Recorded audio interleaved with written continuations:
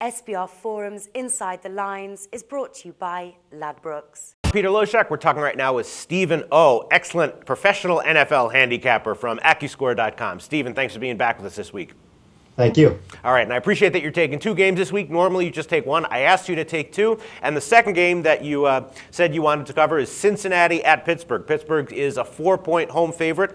Total's 43. This is obviously a huge game for Pittsburgh. If they win this game, then they'll probably beat Cleveland next week, and they'll make the playoffs.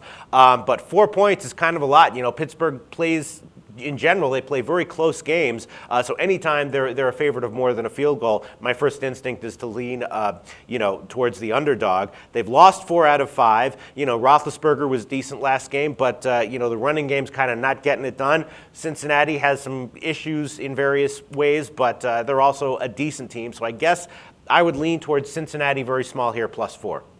Yeah, it's funny. It's like, I believe you told me that the Steelers losing to San Diego cost you a 5-team parlay. Yeah. And last week was my first loss in months because of the Steelers. So what do? I'm going to actually take the Steelers to cover. No way.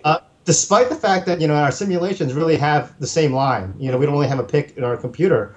And, and I agree with you. A lot of the numbers heading into the game are kind of in Cincinnati's favor. But, you watch those games, and I know the Steelers They lost because of turnovers. They've been losing because of turnovers, right? 8 turnovers against Cleveland, and they still only lost by 6. And then last week, I really think that at a certain point that there's going to be a correction there, and they're just not going to be in a -2, -3 turnover hole.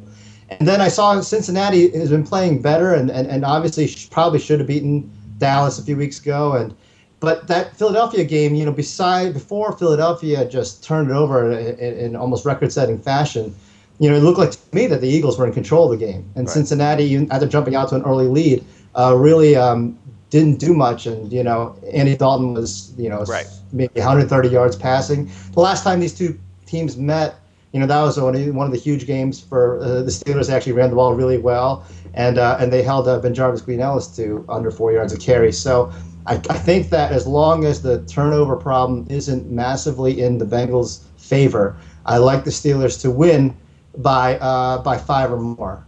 Again, they're not a rousing endorsement, but it's sort of more of a hunch than anything. But what about the fact that that Cincinnati is off of extended rest here?